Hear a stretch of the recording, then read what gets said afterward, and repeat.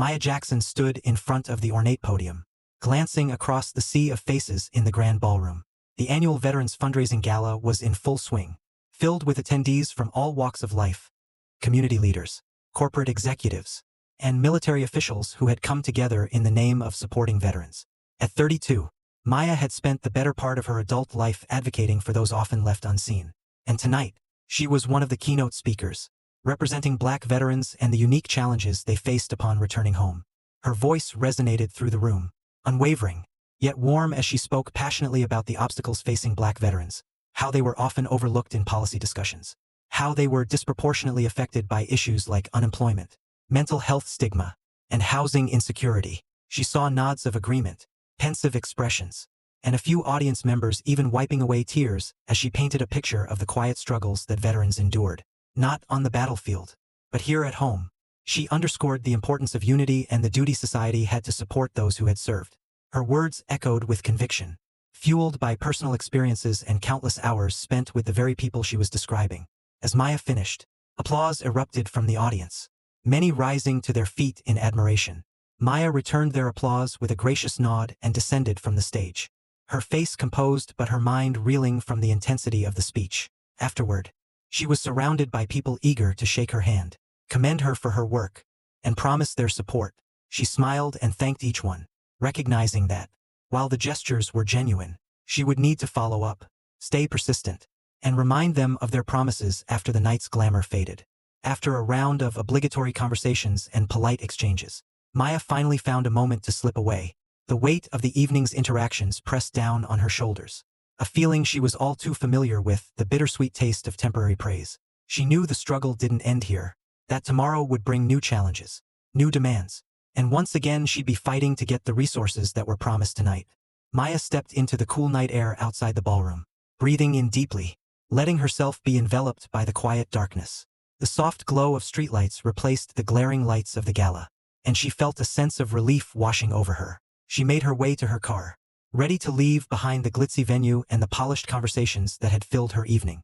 Despite the apparent success of the night, Maya's thoughts lingered on the faces of those she was fighting for, their silent struggles still echoing in her mind. She reminded herself that every handshake, every dollar pledged, was a small victory in a much larger battle. Maya took a route home through a neighborhood she hadn't visited in a while. The streets here were quiet, lined with old brick buildings and shuttered storefronts. She remembered these roads well. They were where she had started her advocacy years ago. Back then, she had walked these very sidewalks, organizing rallies, holding community meetings, trying to address the systemic issues that plagued neighborhoods like this one. It was a rougher part of town, and though it had seen some improvements over the years, it was still far from perfect. Driving through, Maya felt a wave of nostalgia mingling with the ever-present sadness of knowing that so much remained unchanged. She glanced at the cracked sidewalks, the graffiti-tagged walls, the small corner stores with barred windows, reminders of a community that had been overlooked, and often outright ignored, by the city.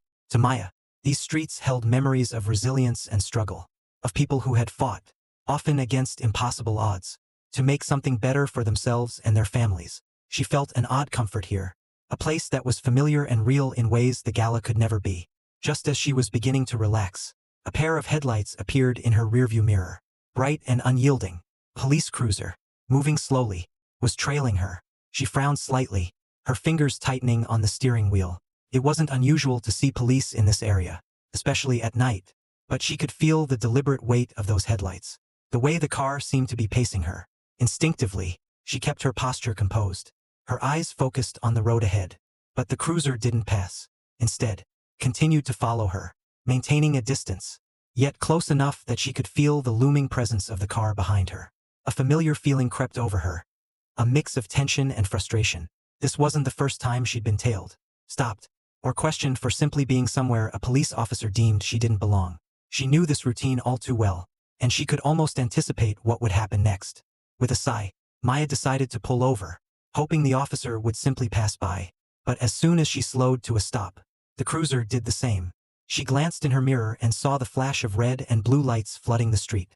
A knot formed in her stomach as she reminded herself to stay calm, to keep her movements slow and deliberate. A figure emerged from the cruiser, his silhouette framed against the headlights. She recognized the officer. It was Tyler Green, the tall, broad-shouldered man who was notorious in this area. Green had been on this beat for years, not because he wanted to help the community, but because he saw it as a punishment, a post for officers the department wanted to keep in check. But instead of feeling subdued, Green seemed to revel in the power he wielded here. In a neighborhood he considered beneath him, he approached her car with an air of authority, his steps measured and heavy. Maya could see his scowl, a look that conveyed disdain and suspicion. She took a deep breath, her hands resting on the steering wheel, her posture steady, her expression neutral. She knew she'd done nothing wrong, but experience told her that didn't always matter. "Evening, ma'am," Green said, his voice low and condescending. His gaze scanned the interior of her car before settling on her face. "What brings you out to this part of town?" Maya met his gaze with a calm, steady look, resisting the urge to respond defensively. "Just heading home," she replied, keeping her tone even. Green's eyes narrowed as he studied her, clearly searching for any hint of nervousness. He didn't find it. "This isn't the safest neighborhood," he said, his voice thick with implication. "Are you sure you're in the right place?" A flicker of irritation sparked within her, but she kept it buried. "I know this neighborhood well, officer," she said, choosing her words carefully. "I grew up around here." The corner of Green's mouth curled into a smirk, as if her response only confirmed his suspicions. "Sure you did," he muttered, barely audible. He seemed to be waiting for her to make a move, any move that would give him an excuse to escalate the situation. But Maya remained still, her gaze steady, refusing to be intimidated. "Can I see your ID?" he demanded, the question laced with an authority that bordered on arrogance. Without a word, Maya reached into her bag, moving slowly, deliberately, ensuring her movements were visible and non-threatening. She handed him her ID, watching as he snatched it from her hand with a look of impatience. He barely glanced at it before pocketing it, his focus still on her, more interested in asserting his power than verifying her identity. "Now, what are you really doing out here?" he asked, his tone shifting from questioning to accusation. Maya's patience was wearing thin, but she held her composure. "I've already told you, officer. I'm just going home." Green took a step closer, his presence looming, his eyes filled with disdain. "Walking home through this neighborhood? This late at night? Doesn't seem like the kind of place someone like you should be strolling around." Maya felt a familiar tightness in her chest, a mixture of indignation and frustration. She knew what he meant by "someone like you," and it had nothing to do with her profession or her intentions, but she kept her face neutral, refusing to let him see the anger simmering beneath the surface. "You're welcome to believe whatever you want," she replied quietly, her voice calm but firm. For a moment, there was silence. Green seemed almost thrown by her refusal to react, her steady gaze that betrayed nothing. His jaw clenched, and a flicker of anger flashed in his eyes. He took another step forward, his hand inching toward his belt, and Maya felt the tension between them thicken. A silent standoff. Just then, the low rumble of an approaching car broke the silence. Green's head snapped up, his attention momentarily distracted. Maya exhaled slowly, glancing toward the vehicle approaching in the distance, a fleeting sense of hope sparking within her. She didn't know who was in that car, but as it drew closer, she could make out a familiar silhouette. Relief flooded through her as she recognized Marcus's tall frame behind the wheel. Her heart skipped a beat, and she felt her composure waver slightly, but she quickly steadied herself. This wasn't over yet. The real confrontation was only beginning.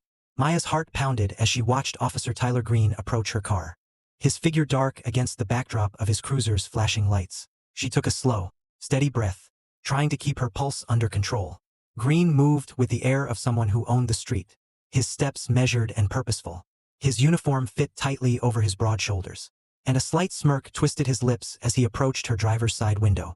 Maya forced herself to maintain an expression of calm. She'd been in similar situations before, subjected to needless stops, moments where she was reminded, without words, that she didn't belong in certain places. As an advocate who'd spent years speaking out against racial profiling and police misconduct, she recognized this interaction for what it was. She knew Green's reputation, too, having heard about his heavy-handed methods from locals. He patrolled this part of the city with a chip on his shoulder, believing that the people here were less deserving of respect, almost less deserving of basic humanity. Maya lowered her window as he neared, greeting him with a neutral, "Good evening, officer." "Good evening," he replied, though his tone held a sharpness that felt like anything but a greeting. He leaned closer to her window, his eyes scrutinizing her in a way that went beyond a professional assessment. What brings you to this part of town tonight? His words carried an underlying accusation, and Maya resisted the urge to bristle. Instead, she replied simply, I'm heading home, officer. Green's gaze swept across her face and then down to the interior of her car, taking his time as though he expected to see something suspicious. He tilted his head, eyes narrowing as he took in the quiet street around them. This isn't the safest area, especially not for someone like you, he said, emphasizing his last words with a slight pause, a hint of a sneer pulling at his lips. Maya knew exactly what he meant, and a flicker of irritation sparked within her. It was a neighborhood that held her earliest memories of advocacy, a place where she'd organized rallies, met families struggling to make ends meet, and advocated for better housing, safer streets, and fair treatment. To her, this was home, but to Green, it was a place where people like her didn't belong. But Maya kept her voice level, calm. I grew up around here, she replied, matching his gaze. Green's mouth curled into a smirk, one that carried condescension rather than friendliness. Sure you did, he said dismissively, as if her words couldn't possibly be true. Then, after a beat, he added, I'm going to need to see some ID. Maya felt her patience thinning but kept her expression composed. She moved slowly, opening her bag with deliberate movements, ensuring there was no sudden motion he could misconstrue. She took out her ID and handed it to him, locking her eyes on his, refusing to let him see any sign of the frustration bubbling beneath her calm exterior. Green took her ID and barely glanced at it before pocketing it. He didn't seem interested in her identity as much as he was in asserting his control over her. Now, what are you really doing out here? He asked, his voice sharp with accusation. Maya's jaw tightened, but she remained composed. Just walking home, officer, she replied, her tone steady. Walking home, he repeated, skepticism thick in his voice as he leaned closer. His eyes were hard, his expression tight. Seems strange to be strolling around here so late at night. Most people in this area, they don't exactly walk around looking like you. The insult wasn't subtle, and Maya's patience was wearing thin. She had encountered this kind of veiled prejudice countless times, comments that made assumptions based on her appearance, her confidence, her simple existence in places others thought she didn't belong. But she wasn't about to let him push her into an outburst. She took a calming breath, looking him square in the eye. Officer, I'm not doing anything wrong. I'm simply heading home. Green's jaw clenched, as if her calm refusal to be intimidated was grating on his nerves. He seemed to be searching for something, any reaction he could use to escalate the situation. But she offered none. Instead, she maintained her calm, her expression neutral but resolute. He took a step closer, his posture looming over her in a way that felt purposefully intimidating. You think you can just walk through this neighborhood at this time of night? He sneered, acting like you own the place? Maya kept her gaze steady, her hands resting visibly on the wheel, her breathing controlled. She knew that any attempt to walk away or ignore him would only give him an excuse to escalate. She could feel the tension in her shoulders, the cold anger simmering beneath her calm facade. She had faced worse. She reminded herself. She had confronted CEOs, politicians, and city officials in boardrooms where the stakes were high and the power dynamics were stacked against her. She wouldn't let an officer's condescension rattle her. But Green wasn't finished. His expression hardened as he took another step forward, his hand hovering close to his belt. Maya's pulse quickened at the sight, but she kept her gaze level, refusing to look away. She knew he was waiting for her to flinch, to show fear or hesitation, but she wasn't about to give him that satisfaction. Look, Green barked, his voice filled with impatience and a hint of frustration. This isn't some fancy gala. Out here, you don't get to walk around acting like you're better than everyone else. Maya's hands tightened on the wheel, but she didn't respond, holding his gaze with a calm defiance. Silence stretched between them, thick and tense, and she could see the flicker of frustration in his eyes. He wanted her to react, to give him a reason to assert his authority further. But she remained silent, her gaze unwavering. Just as the tension was reaching its peak, a faint rumble filled the air, a car engine approaching from down the street. Green glanced over his shoulder, his attention momentarily pulled away, and Maya's heart quickened as she saw the familiar silhouette of her husband's car rounding the corner. Relief flooded her, but she kept her expression composed, knowing the situation was far from over. The car came to a slow stop a few feet away from them, and Maya felt a sense of calm wash over her as Marcus stepped out. His tall, sturdy frame was silhouetted by the streetlights, his posture relaxed yet purposeful. He moved with the quiet confidence of someone who had faced much graver situations than this. She could see the glint of concern in his eyes as he assessed the scene, quickly understanding the dynamics at play. "Is there a problem here, officer?" Marcus asked, his voice steady, respectful, yet carrying a firmness that demanded an answer. Green turned to face him, sizing him up, clearly unamused by the interruption. "This doesn't concern you," he snapped, his hand still hovering near his belt. "Move along." Marcus didn't flinch. His calm demeanor didn't waver, and he took a measured step forward. "Actually, it does concern me," he said evenly. "That's my wife you're questioning." For a split second, Green's smirk faltered, and his eyes flicked between Maya and Marcus, the realization of their relationship registering on his face. But just as quickly, his bravado returned, his scowl deepening as he straightened his posture, his tone hardening. "Your wife, huh?" he said, his voice dripping with skepticism. "Well, maybe you both need a reminder of where you are. This is my territory, and out here, you play by my rules." Maya felt Marcus's hand briefly touch her shoulder, a silent reassurance as he shifted his focus back to Green. His voice remained calm, yet there was an edge to it that conveyed his restrained strength. "With all due respect, officer, my wife hasn't done anything wrong," he said. "We're just trying to get home." Green's eyes narrowed, his posture tensing as if he felt his authority slipping. Maya could see the frustration building in his expression, the way his jaw tightened and his hand flexed near his baton. To him, this wasn't about enforcing the law, it was about dominance, about reasserting control over a situation he felt slipping out of his grasp. "Listen," Green growled, his tone growing harsher. "I don't care who you think you are. Out here, you follow my orders. Got it?" Marcus's gaze didn't waver, his expression calm but firm. "And we will," he said quietly, "as long as you're fair." The words seemed to spark something in Green, a flash of anger, of resentment. Without warning, he reached out, gripping Maya's arm with unnecessary force. The suddenness of his move startled her, pain shooting up her arm as his fingers dug into her skin. But Marcus reacted instantly, stepping forward with a calm authority that belied the anger simmering beneath his controlled exterior. "Let go of her," he said, his voice low, almost a warning. Green's sneer widened, and he tightened his grip on Maya's arm, as if testing Marcus's resolve. For a brief moment, the three of them stood in a tense, silent standoff, the street around them empty and quiet. Finally, Green released Maya's arm with a rough shove, his face twisted with disdain. He took a step back, but the tension in his posture suggested he wasn't finished. "This isn't over," he muttered, his voice laced with barely concealed hostility. "You think you're above the law? You're not."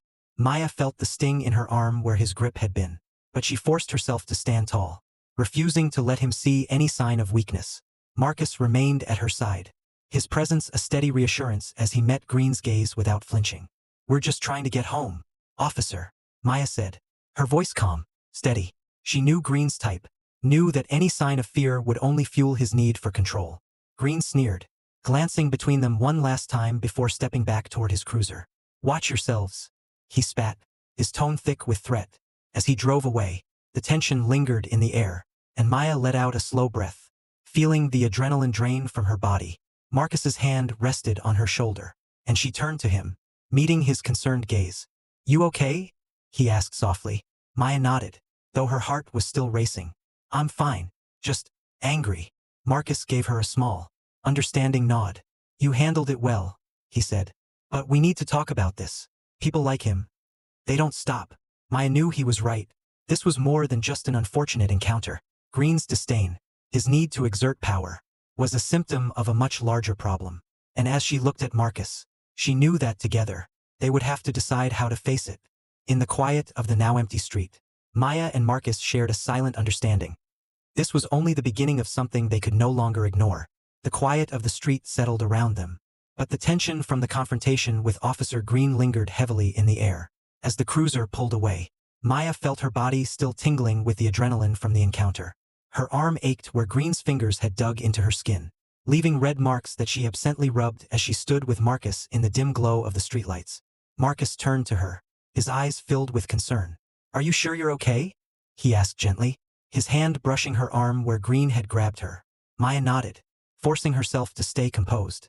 "Yeah, I'm okay. It's not the first time," she replied quietly, her voice steady, though the hurt and anger simmered beneath her calm facade. "But it shouldn't have happened at all." Marcus's jaw tightened as he took in her words. He'd seen plenty in his time serving overseas. But the hostility and open disdain in Green's eyes tonight had stirred a rage he struggled to keep in check. He was used to situations that called for restraint, to handling moments of conflict with precision and control. But watching Green belittle and physically assault his wife brought a different kind of anger, a personal, burning anger that made him want to fight back. "I know he won't stop," Maya said, breaking the silence.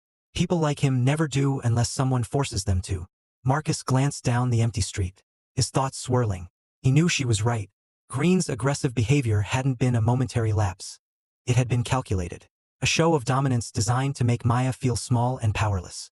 And if Green could do that so easily, without fear of consequences, it meant he'd likely done it before, and would do it again. Maya sighed, leaning against the side of their car. "I don't want to just let this go, Marcus. I can't.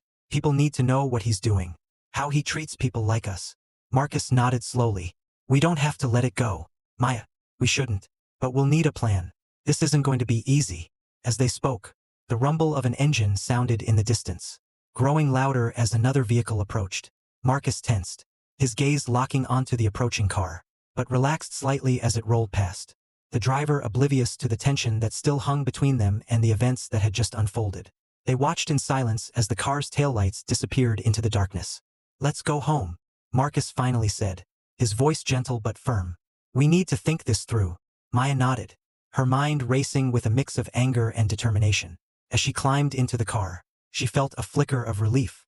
Marcus's calm presence was a reminder that she wasn't alone in this fight. Together, they could face Green and whatever corruption lay behind his badge. And deep down, she knew Marcus's steady resolve would be a crucial strength in what was beginning to feel like a long battle. As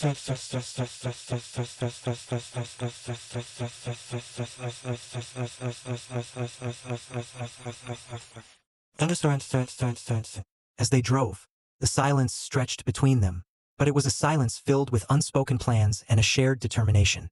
Finally, Maya spoke, her voice carrying a note of resolve. "We can't just file a report and hope it'll go away.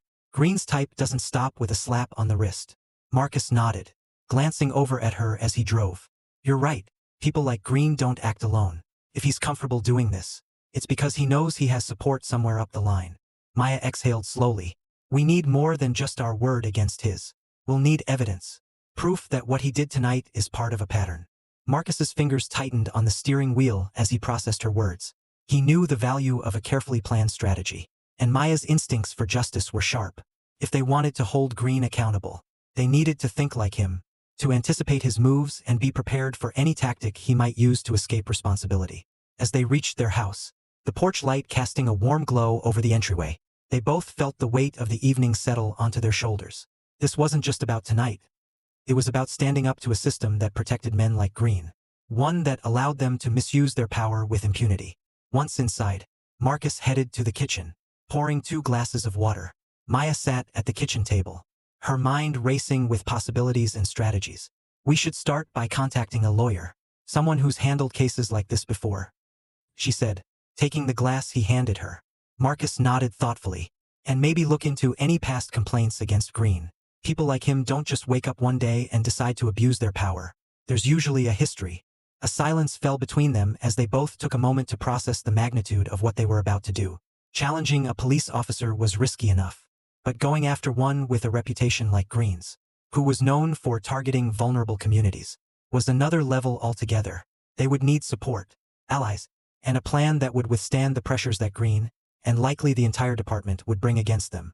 "We should reach out to some contacts in the community too," Maya said, her mind already turning to the people she'd worked with over the years.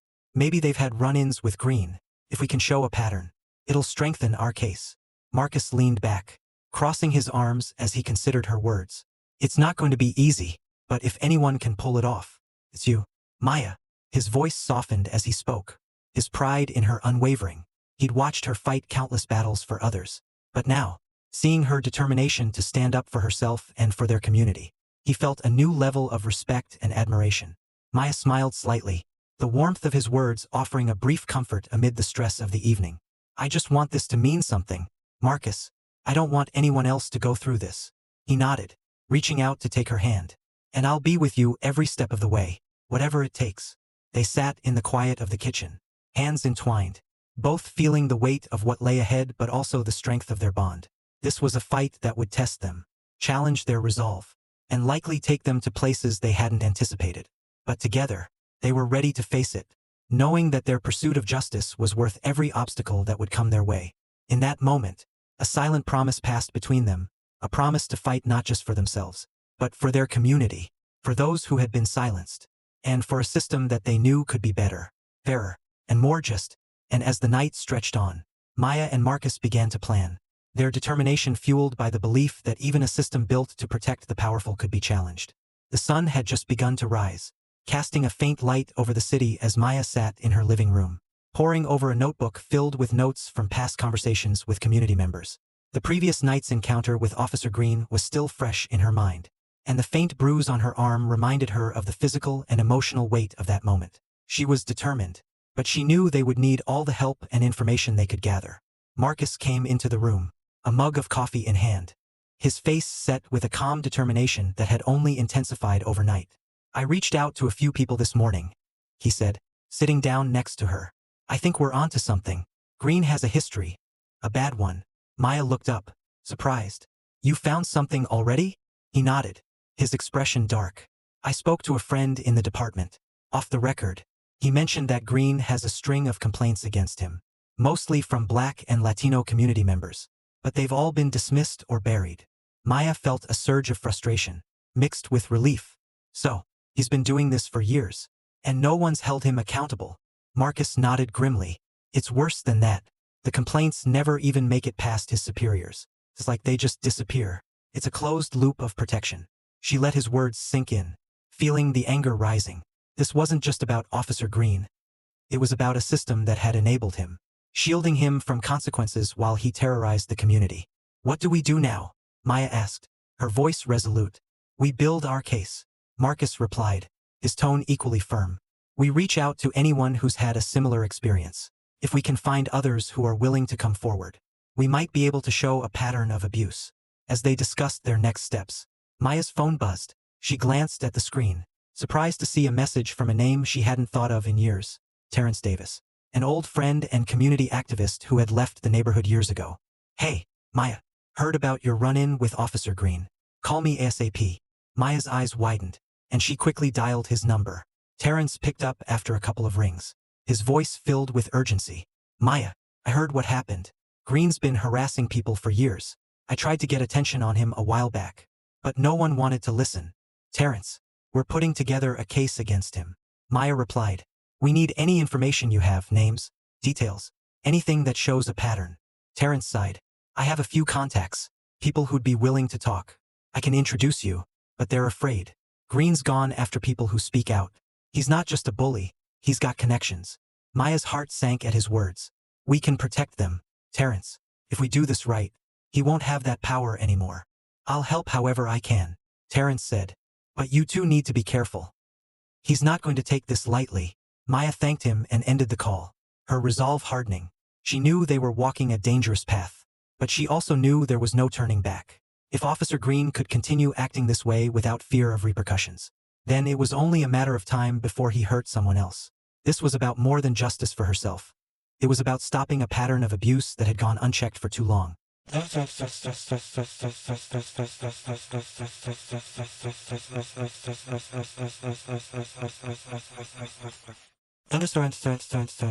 Later that day, Marcus and Maya drove to meet Terrence at a local cafe. He looked older, with a few more lines on his face, but his eyes held the same fire Maya remembered from years ago. He greeted them with a firm handshake, his expression serious. "Good to see you, Maya." "Marcus." Terrence gave them both a nod, gesturing to the table he'd reserved.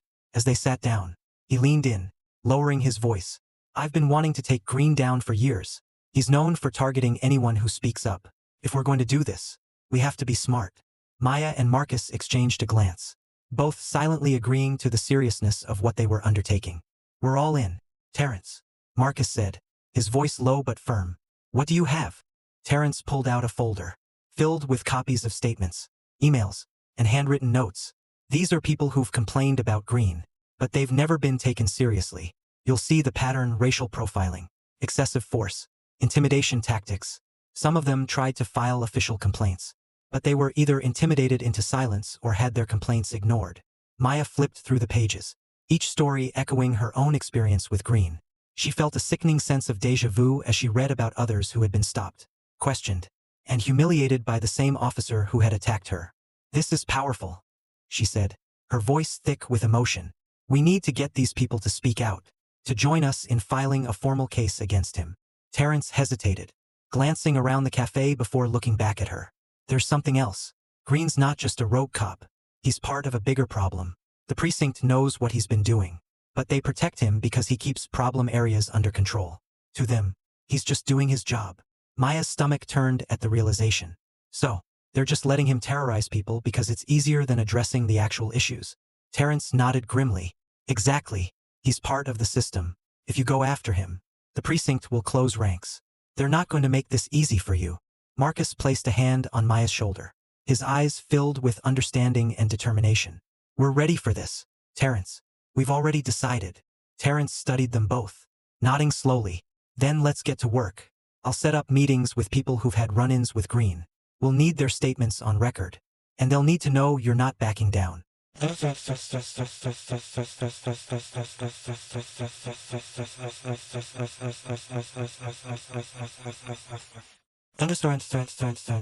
Over the next few days, Maya and Marcus met with several of Green's former victims.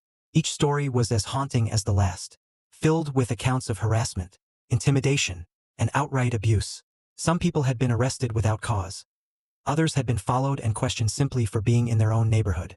The accounts painted a damning picture of an officer who operated with impunity, unchecked and protected by a system that valued his brutality over justice.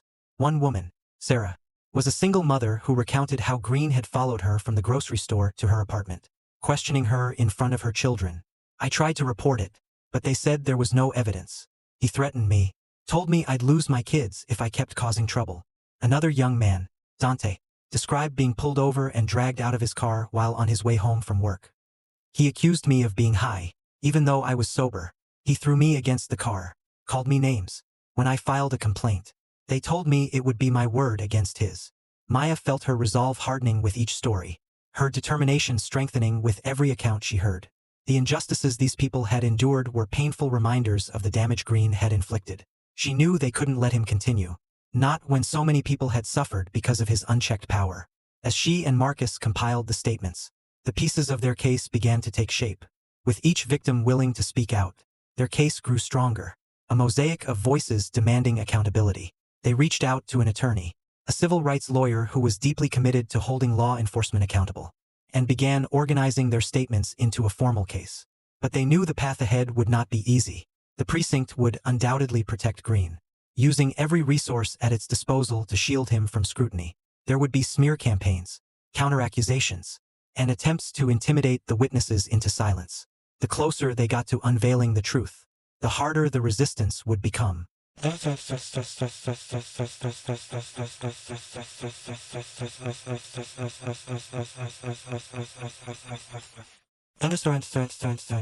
One night, as they were finalizing the initial paperwork with their lawyer, Maya received an anonymous text message. "Drop the case, or there will be consequences. This is your only warning." She showed Marcus, her face pale but resolute. "They're trying to scare us," she said, her voice barely above a whisper. Marcus's expression hardened, a mix of anger and resolve flickering in his eyes. "Let them try," he replied. "We're not backing down." Maya felt her fear dissipate, replaced by the familiar resolve that had carried her through countless battles before. Together, they were stronger than any threat Green or his allies could muster. And with every story they'd gathered, every voice they'd amplified, they knew they were doing the right thing. As they finished the paperwork, ready to submit their case formally, they both understood that this was only the beginning. The battle for justice was about to become much more intense, and they would need every ounce of strength and support they could muster. But they were ready. The morning was quiet as Maya and Marcus prepared themselves for what felt like the biggest fight of their lives. They had gathered evidence, compiled witness statements, and assembled a team of advocates ready to stand by them in the case against Officer Green. But with every piece of proof, every new story, they felt the weight of the risks looming over them. This wasn't just about one corrupt cop. This was a challenge to an entire system that had shielded men like Green for years. The phone rang, breaking the silence in their living room. Maya reached for it, her hand steady, her expression resolute. It was their lawyer, Carter Owens. Maya, Marcus. Carter's voice was calm but filled with urgency. We've submitted the paperwork. Green has officially been served notice of the investigation, and his precinct is scrambling to respond. This isn't going to be easy, but it's a strong start. Thank you, Carter, Marcus said, his voice firm but grateful. We're ready for whatever they throw our way. Good, Carter replied. Just remember, they're going to try to make this as difficult as possible. Stay vigilant, keep your heads down, and stick to the facts. I'll be in touch with updates. As Marcus hung up, he turned to Maya, who was already gathering her things to head out for a planned meeting with the community. You're really going through with this, she said, her voice a mix of pride and determination. We are really going through with this. He nodded, placing a reassuring hand on her shoulder. We are, and we're not alone. We've got allies, people who believe in what we're doing. Together, they left their home, heading to the community center where they had scheduled a meeting with the people who'd come forward with their stories. The air was tense as they entered the small, bustling room filled with familiar faces, Terrence, Dante, Sarah, and others who had been victims of Green's abuse. They all looked nervous, glancing around as if expecting someone to burst in and shut them down. But when they saw Maya and Marcus, a collective sense of resolve seemed to settle over them. Maya stood before the group, her voice calm but powerful as she spoke. Thank you all for being here. I know it's not easy, and I know there's fear, but today, we're taking the first steps toward holding someone accountable for the abuse and intimidation we've all faced. A few people nodded, their faces tight with a mixture of fear and determination. One by one, they each shared their own stories of dealing with Officer Green. The accounts were heartbreaking, each a reminder of the toll he had taken on this community. Yet, Maya could see a shift, a quiet, resilient hope that perhaps, this time, things could be different. As the meeting wrapped up, Terrence approached her, his face filled with concern. Maya, Marcus, be careful. The precinct's already making calls to the media, twisting things to make Green look like the victim. They're saying he's just enforcing the law, that this is all just a misunderstanding. Marcus's jaw clenched, but he kept his voice steady. Let them spin it. We're sticking to the truth. We have our evidence. And we have each other.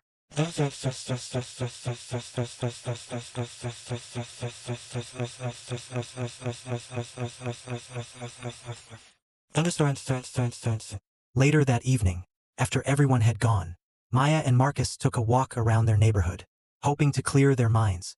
The street was quiet, the streetlights casting soft shadows as they moved through the familiar paths they had walked countless times. But tonight, there was a different energy, a weight that hung heavy in the air.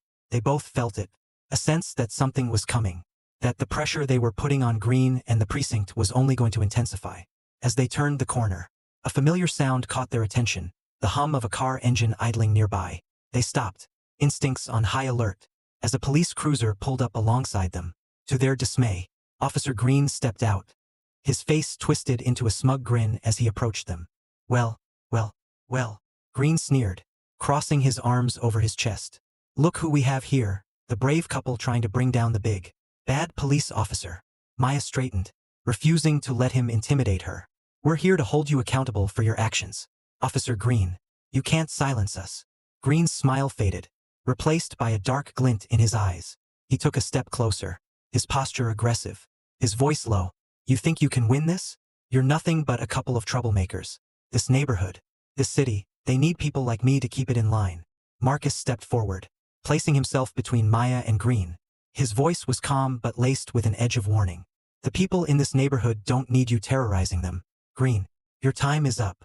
Green's smirk widened, his eyes narrowing as he leaned closer to Marcus. Oh, you think you're tough? That because you served overseas. You're somehow better than me. He laughed, the sound hollow and mocking. This isn't some war zone, soldier. Here, you play by my rules. Maya could feel the tension radiating from Marcus, the way his body was coiled like a spring, ready to defend her at any moment. She placed a steadying hand on his arm, a silent reminder to keep calm, even though her own heart was racing. We're not here to fight you, officer, she said, her voice steady, but we will stand up for ourselves, and for everyone else you've hurt. Green's eyes flashed with anger. You think your little investigation's going to stop me? You have no idea how far my reach goes. Without warning, he lunged forward, his hand reaching for Marcus's collar as he attempted to assert his dominance through brute force. But Marcus, with years of training, reacted instantly. He sidestepped, grabbing Green's wrist in a controlled grip. His movements fluid and calculated. "Enough," Marcus said, his voice firm and unyielding.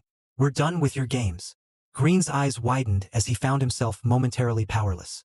His wrist locked in Marcus's iron grip. For a split second, a flicker of fear crossed his face. But just as quickly, it was replaced by rage, and he twisted free, stepping back and reaching for his baton. "You're going to regret this," Green hissed, brandishing the baton as he took an aggressive stance. "You want to go against me? Fine. Let's see if you can handle it." Maya's heart raced as she watched the confrontation unfold, every instinct screaming at her to intervene. But Marcus held his ground, his eyes steady and unafraid. "We're not afraid of you, Green," he said calmly. "Your threats mean nothing anymore." Green's face contorted with fury, and he swung the baton toward Marcus. But Marcus sidestepped, deflecting the blow with a swift movement that sent the baton clattering to the ground. The impact seemed to shatter the illusion of power Green had been trying to hold onto, leaving him momentarily vulnerable. Realizing he had been outmaneuvered, Green's face twisted with humiliation. He glared at them, his chest heaving with anger, but he made no move to retrieve his baton. "This isn't over," he spat, his voice thick with venom. "You have no idea what you've started." Maya felt a surge of resolve as she stepped forward, meeting Green's gaze with unwavering strength. "It's over, Green. We're not afraid of you anymore, and soon, everyone will know exactly who you are and what you've done." With a final sneer, Green backed away, retreating to his cruiser. He shot them one last look filled with anger and resentment before driving off into the night. The sound of his engine faded into the distance, leaving Maya and Marcus standing alone on the quiet street. Maya exhaled slowly, the adrenaline still coursing through her veins. She looked at Marcus, a mixture of relief and determination in her eyes. "We're doing the right thing, Marcus, no matter what happens. We're not backing down." He wrapped an arm around her, pulling her close as they began to walk home. "We're in this together, Maya, and we're not stopping until he's held accountable." The confrontation with Green had only solidified their resolve. They knew the road ahead would be long and treacherous, filled with challenges and dangers they couldn't fully anticipate. But they were ready, fueled by a purpose greater than themselves. As they walked back, side by side, they understood that this fight wasn't just about justice for themselves, it was a fight for their community. For every person who had been silenced, intimidated, and oppressed, and together, they would see it through, no matter what it took. The next day, Maya and Marcus awoke early, their nerves on edge from the previous night's confrontation with Officer Green. Though the encounter had been tense and intimidating, they felt even more determined to follow through with the case. They had stepped over a line that could not be undone, and now, they were committed to seeing it through to the end. As they sat together in the living room, going over the statements and evidence they had gathered, a loud knock echoed from the front door. Maya's eyes met Marcus's, a silent understanding passing between them. He set down his coffee, walked to the door, and opened it cautiously. Two uniformed police officers stood on the doorstep, their expressions professional but distant. Behind them, a police car idled on the street, its lights flashing. Maya felt her pulse quicken, and a wave of dread washed over her. She could already sense what was coming. "Mr. and Mrs. Jackson," one of the officers began, his tone flat. "We need you both to come with us for questioning." Marcus kept his voice steady. "What's this about?" The officer's expression remained neutral. "We have orders to bring you in for questioning regarding last night's altercation with Officer Tyler Green." Maya felt a jolt of anger and frustration. This was retaliation, pure and simple, a ploy to intimidate them, to make them back down. But she steadied herself, glancing at Marcus, who gave her a reassuring nod. "We'll cooperate," Marcus replied, his voice calm but resolute. "We have nothing to hide." Without another word, the officers stepped aside to let them walk out. Maya felt the cold metal of handcuffs snap around her wrists as the officer restrained her hands behind her back. She saw Marcus being handcuffed as well, his face expressionless as he met her gaze. They were loaded into separate police cars, the doors shutting behind them with a heavy, final sound that reverberated through her chest. As the car pulled away, Maya looked out the window at her neighborhood, watching as familiar landmarks drifted past. She tried to keep her mind clear, focusing on her breathing, reminding herself that this was just another tactic meant to frighten them. She wasn't going to give in.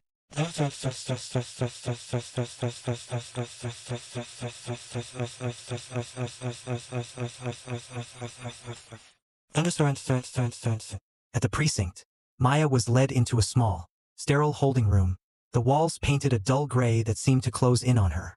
The officer who had escorted her unlocked her handcuffs. Gesturing for her to sit, she complied, folding her hands in her lap, feeling the cold metal from the handcuffs still pressing into her skin. She knew that Marcus was in a separate room, likely facing his own line of questioning. She wished she could be there with him, to feel his steady presence beside her. But she knew they had to handle this on their own terms. They had prepared for this. After all, the intimidation, the tactics to wear them down. They were ready. After what felt like an eternity, the door opened, and an older officer walked in, his gaze sharp and assessing. He carried himself with an air of authority, clearly someone used to handling sensitive cases. He took a seat across from her, folding his hands on the table. "Maya Jackson," he said, his voice calm but firm. "I'm Sergeant Keller. I'm here to ask you some questions about last night's incident with Officer Green." Maya held his gaze, refusing to let her nerves show. "Of course, Sergeant. I'll answer any questions you have." Keller studied her for a moment, his expression unreadable. "According to Officer Green, you and your husband confronted him in an aggressive manner, which led to a physical altercation. He claims he was acting in self-defense." Maya felt a surge of indignation but kept her tone steady. "That's not what happened, Sergeant. Officer Green was the one who approached us aggressively. He initiated the confrontation, and my husband only acted to protect us when Green escalated the situation." Keller nodded slowly, though his expression gave little away. "Green's a respected officer in this precinct. He's been with us for years, and we don't take allegations against him lightly. Are you aware that filing a false report against a police officer can have serious consequences?" Maya's patience wore thin, but she took a breath, reminding herself to remain calm. "I'm aware of the consequences, Sergeant, but I'm not filing a false report. We have witnesses, and we've collected statements from others in the community who have also been harassed and intimidated by Officer Green." Keller's gaze hardened slightly, though his voice remained calm. "I see. So, you're suggesting that Officer Green has a history of misconduct?" "Yes," Maya replied firmly. "We have evidence of multiple incidents. We're not just filing a complaint for ourselves. We're standing up for the people he's targeted over the years." Keller leaned back in his chair, regarding her with an expression she couldn't quite read. "You're aware that going up against an officer like Green could cause a lot of problems for you and your family?" Maya met his gaze steadily. "We're prepared for that, Sergeant. This is about justice, and we're not backing down." A flicker of something, respect, perhaps, passed across Keller's face, but he quickly masked it, his expression returning to one of professional indifference. He stood, nodding briefly. "Thank you, Mrs. Jackson. I'll review your statements." Without another word, he left the room, the door closing behind him with a heavy thud. Maya exhaled, feeling the tension leave her shoulders as she tried to shake off the weight of the interrogation. She had stood her ground, spoken her truth, and though she knew this wouldn't be the end, she felt a renewed sense of resolve. In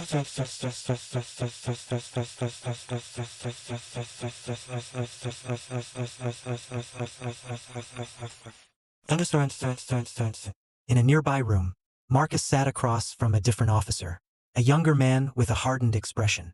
The officer leaned forward, his tone confrontational from the start. "Mr. Jackson, we've received some very serious allegations against you," he began. "Officer Green claims that you physically assaulted him during your encounter last night. What do you have to say about that?" Marcus didn't flinch, his voice calm. "Officer Green initiated the confrontation, and he was the one who attempted to use force against us. I only acted to protect my wife when he threatened her." The officer scoffed, a hint of disbelief in his expression. "So, you're saying an officer of the law, someone who's served this precinct for years, suddenly decided to attack you without provocation?" Marcus's gaze hardened. "Yes, that's exactly what I'm saying. Officer Green has a history of intimidating people in our community, particularly people of color. We're not the first to experience his abuse of power, but we're going to make sure we're the last." The officer's expression tightened, his frustration clear. "Listen, Jackson, going up against an officer like Green isn't a smart move. You could face charges, ruin your reputation, and destroy any chance you have at justice. Are you sure you want to do this?" Marcus leaned forward, his voice low but resolute. "I fought tougher battles than this, officer. We're not afraid of Green or anyone else protecting him. We're going to see this through." The officer gave him a hard look before standing and exiting the room, leaving Marcus alone with his thoughts. He felt a sense of pride in how he had stood up to the questioning, and he knew Maya was likely holding her own in the room next door. They were both fighters, and they were in this together. every step of the way. After what felt like hours, they were finally escorted from their separate rooms and led to a shared waiting area. Maya looked up as Marcus entered, and they exchanged a silent look of solidarity. "Are you okay?" Marcus asked, his voice soft as he sat beside her. She nodded. "They tried to intimidate me, but it won't work. They're just trying to wear us down." Before Marcus could respond, Sergeant Keller approached them, his expression serious but respectful. "Mr. and Mrs. Jackson, you're free to go for now, but be advised this investigation is far from over. There will be additional questioning, and you should be prepared for further scrutiny." Maya and Marcus both nodded, standing as they prepared to leave. "One more thing," Keller added, his gaze shifting slightly. "I don't know what your endgame is here, but be careful. Sometimes, the truth is harder to fight for than you think." Maya held his gaze, her voice unwavering. "We're prepared for whatever comes. We're not afraid to stand up for what's right." Keller gave a brief nod, and with that, they were escorted back to the front of the precinct, where they were released from custody. As they stepped out into the fresh air, Maya took a deep breath, letting the tension of the holding room fade away. The ordeal had been draining, but it had also reminded her of the importance of what they were fighting for. Marcus took her hand, squeezing it gently as they walked away from the precinct. "We made it through this round," he said, his voice filled with quiet pride. "We're just getting started." "Maya," she smiled, a fierce determination in her eyes. "Yes, we are. They won't scare us into silence." As they walked away, side by side, they both knew that this battle was only beginning, but they were ready to face whatever came next, to stand against a system that had turned a blind eye for far too long, and to demand the justice that they, and their community, deserved. A few days after their unsettling experience at the precinct, Maya and Marcus were at home, going over the evidence they'd gathered. The case against Officer Green was taking shape, but they knew the stakes were high.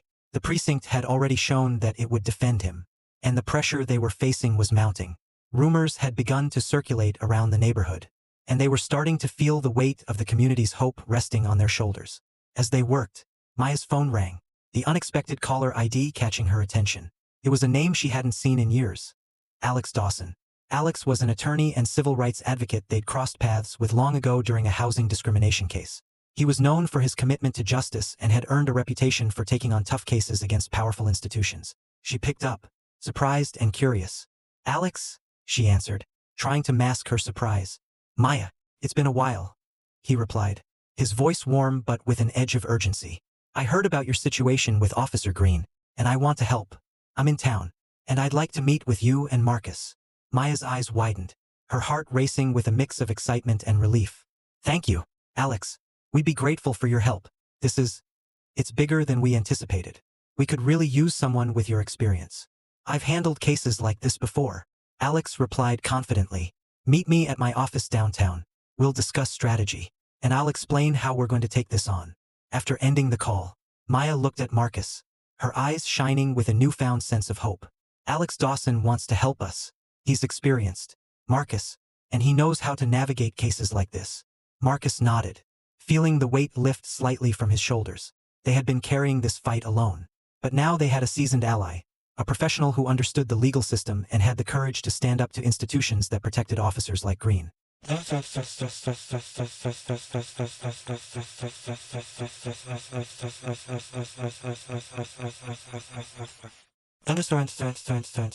Later that day, they made their way to Alex's downtown office. The building was modest but well-kept, with walls lined with photographs of past civil rights leaders and protests. The images reminded Maya of the long history of struggle and resistance in her community, and it strengthened her resolve. Alex greeted them warmly, his handshake firm, his demeanor calm but intensely focused. He led them into his office and offered them seats across from him. The room was filled with books, legal documents, and case files stacked high on his desk. "Thank you for coming," Alex began, his expression serious but encouraging. "I've reviewed some of the statements you gathered, and I believe you have a strong case.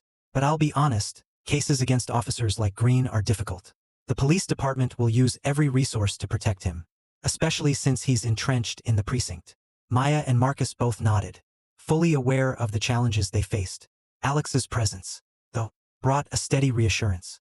He seemed like someone who was not easily intimidated, and his reputation backed that up. "Let me be clear," Alex continued. "To win this case, We need to create a narrative that exposes Green's misconduct as part of a broader issue. If we go after just Green, the department can write him off as one bad officer. But if we show that his actions are part of a larger pattern of unchecked misconduct, they'll be forced to pay attention.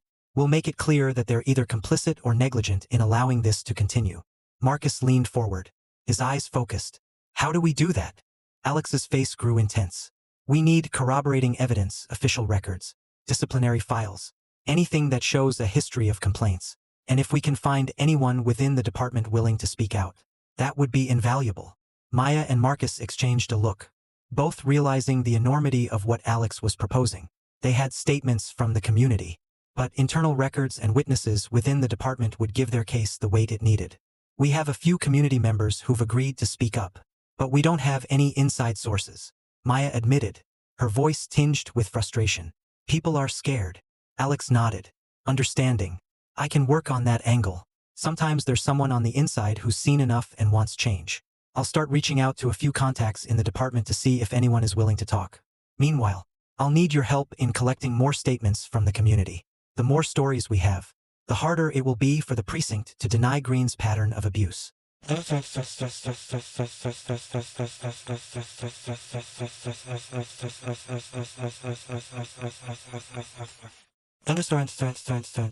Over the next several days, Maya and Marcus threw themselves into the task, meeting with more members of their community, gathering their stories, and documenting each encounter.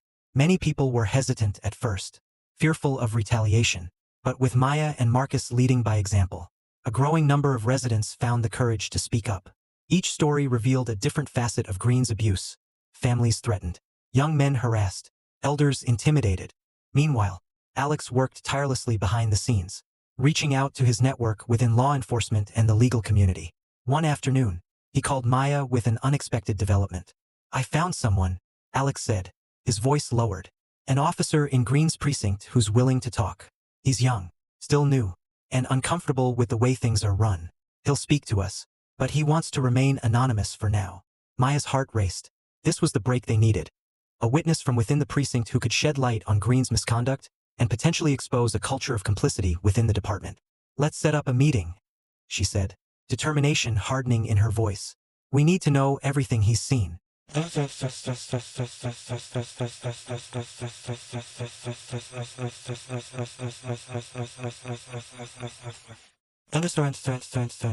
Later that evening, Alex arranged for the young officer, identified only as Officer James, to meet them in a secluded location away from prying eyes. Maya, Marcus, and Alex waited in a quiet diner, seated in a booth tucked into the back corner. The tension was palpable as they waited, each of them acutely aware of the risks involved in this meeting. After a few minutes, a young man walked in, scanning the room nervously before making his way over to them. He was in plain clothes, his expression tense, as if he were constantly looking over his shoulder. He slid into the booth across from them, his eyes filled with a mixture of apprehension and resolve. Thank you for meeting us, Alex began, his tone calm and reassuring. You're safe here. We just want to understand what's been happening inside the precinct. Officer James nodded, taking a deep breath before he spoke. I don't have much time, he said quietly, but I needed to come forward. I've seen things that don't sit right with me. Officer Green, he's known in the precinct for his aggressive tactics. Some officers even joke about it, calling him the enforcer. They send him to neighborhoods where they think people need to be put in their place. Maya felt a wave of anger rise within her, but she kept her face neutral, letting Officer James continue. The precinct protects him, James went on, his voice barely a whisper. Every time there's a complaint, it gets buried, dismissed as a misunderstanding or necessary force. And it's not just him. There are a few officers who act the same way, who see the community as a threat instead of people they're supposed to protect. Marcus's face was hard as he listened. And no one tries to stop them? James shook his head, his expression pained. It's hard. Most people don't want to lose their jobs, and there's pressure to conform, to go along with it. It's an unspoken rule. Don't speak out. If you do, you're either reassigned to worse areas or ostracized until you leave. Alex leaned forward, his expression intense. If you're willing to testify, we can protect your identity. You wouldn't have to go on record. Just your statement would be invaluable. James hesitated, glancing down at the table, visibly struggling with the decision.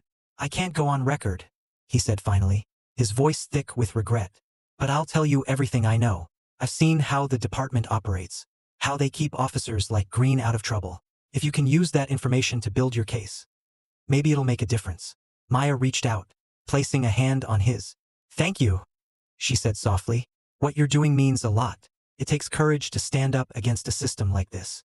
James gave a small nod, his face filled with determination. I just want things to be better. I joined the force to help people, not to be part of this.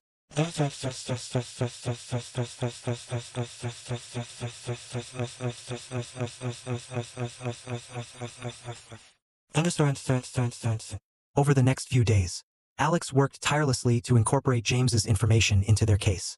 With the young officer's inside knowledge, they were able to build a compelling narrative. One that went beyond Green's individual misconduct to reveal a culture of protection within the precinct. It was a story that painted Green not as a lone bad actor, but as part of a larger, more troubling system. As their case grew stronger, Alex began to reach out to local journalists and civil rights organizations, bringing attention to the situation. News of their investigation began to spread, and the media started to take an interest, with reporters requesting interviews and activists rallying in support. Maya and Marcus watched the momentum grow, their hearts filled with a cautious sense of hope. They knew the battle was far from over, but they had allies now, people willing to stand beside them, people unafraid to expose the truth. And as the city's attention turned toward them, they felt a shift, a sign that their fight was no longer just about one man's abuse of power. It was a fight for accountability, for justice, and for the countless voices that had been silenced for too long. Together, they were creating a movement, and for the first time, they felt the tide turning in their favor. As word of Maya and Marcus's case spread, the city began to buzz with whispers, articles, and debates. The story had broken into the mainstream media, with local news stations picking up on the allegations against Officer Green and the troubling accusations of a culture of misconduct within the precinct. What started as a community battle had now become a citywide controversy, with reporters and citizens alike demanding answers. Maya and Marcus found themselves in the eye of the storm, fielding calls from journalists, supporters, and community leaders. Each day brought new revelations and new challenges, and as their fight gained attention, the backlash grew. One afternoon, Maya sat with Marcus in their living room, their phones buzzing constantly as more requests for interviews poured in. A news station had just aired a piece featuring a few of Green's former victims, brave individuals who had shared their stories on camera. The segment painted a damning picture of Green's unchecked authority, and the public was responding. We're making an impact, Maya said, a mixture of pride and exhaustion in her voice. People are finally hearing the truth. Marcus nodded, though his expression was cautious. Yes, but Green's supporters are going to come out swinging. The more pressure we put on the department, the harder they'll fight back. As if on cue, Marcus's phone rang. He glanced at the caller ID and recognized the name of a local journalist they'd been working with, Sam Reynolds. He answered the call, putting it on speaker so Maya could listen. Marcus. Maya. Sam greeted, his voice filled with urgency. Just a heads up, I've gotten word that the police department is planning a press conference tomorrow morning. They're going to address the allegations directly, and from what I've heard, they're gearing up to discredit you two specifically. Maya's heart sank slightly. She knew this moment would come. The department couldn't ignore the accusations forever, and they would almost certainly try to turn public opinion against them. Thanks for the heads up, Sam. Marcus replied. We're prepared for whatever they say. We've been honest from the start, and we have the evidence to back it up. Good, Sam said. Just know that they're going to dig up whatever they can to make you look unreliable. Stay strong, and know that you have a lot of people on your side. After the call ended, Maya took a deep breath, steadying herself.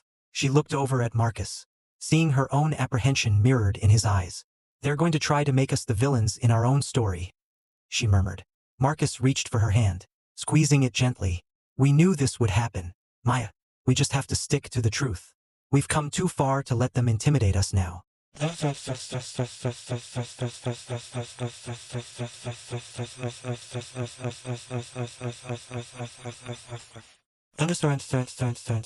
The next morning, Maya and Marcus turned on the television and watched as the precinct spokesperson took the stage. Flanked by several high-ranking officers, Officer Green stood among them, looking stoic and resolute, as if he were the one under attack. The spokesperson began by stating the department's commitment to upholding the highest standards of integrity and professionalism. then shifted to address the allegations directly. We understand that serious accusations have been made against one of our officers, Tyler Green, the spokesperson said. However, we want the public to understand that these claims are based on isolated incidents, taken out of context. Officer Green has a spotless record and has always been dedicated to keeping our community safe. Maya's hands tightened into fists as she listened, feeling her frustration rise. This was exactly the narrative they had feared. A carefully constructed version of events that painted Green as an innocent officer under attack. Then, the spokesperson's tone shifted. Unfortunately, these baseless allegations have caused harm to both Officer Green and our department's reputation. We believe this is a coordinated attempt by certain individuals to disrupt our work and damage the reputation of an upstanding officer. We urge the public to consider the credibility of these accusations. Maya felt a surge of anger as she heard her and Marcus's integrity being questioned in front of the entire city. The department was turning the tables, framing them as troublemakers rather than concerned citizens seeking justice. It was a classic tactic, but it stung nonetheless. Marcus turned to her, his expression steely. We're not letting them get away with this. It's time to go public ourselves. Maya nodded, feeling her own resolve harden. Agreed. They want to question our credibility? Let's show them who we are and what we stand for. That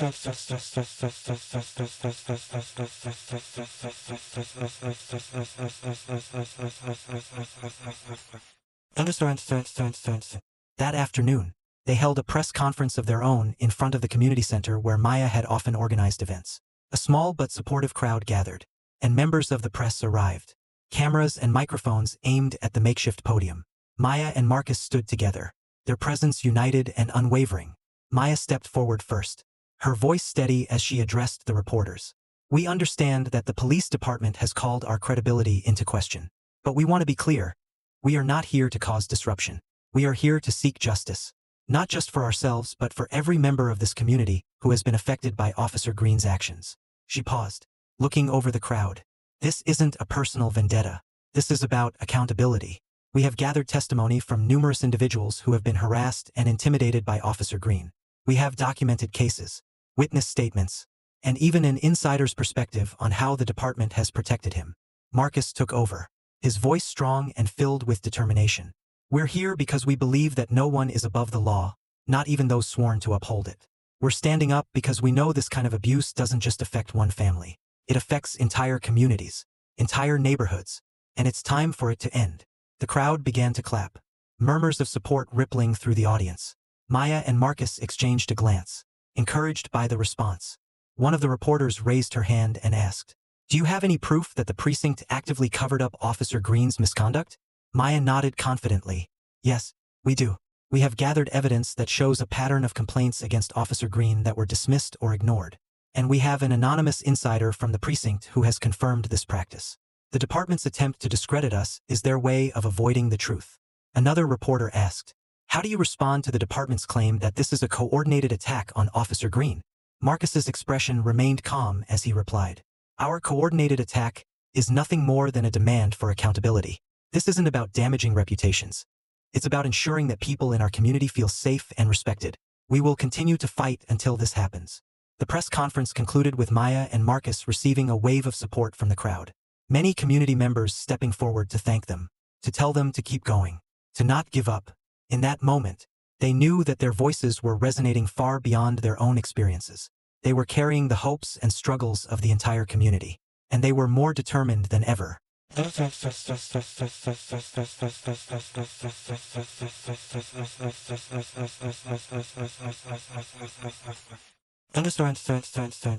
In the days that followed, the media coverage intensified, with news outlets airing both sides of the controversy. While the precinct continued to defend Green, public opinion began to shift.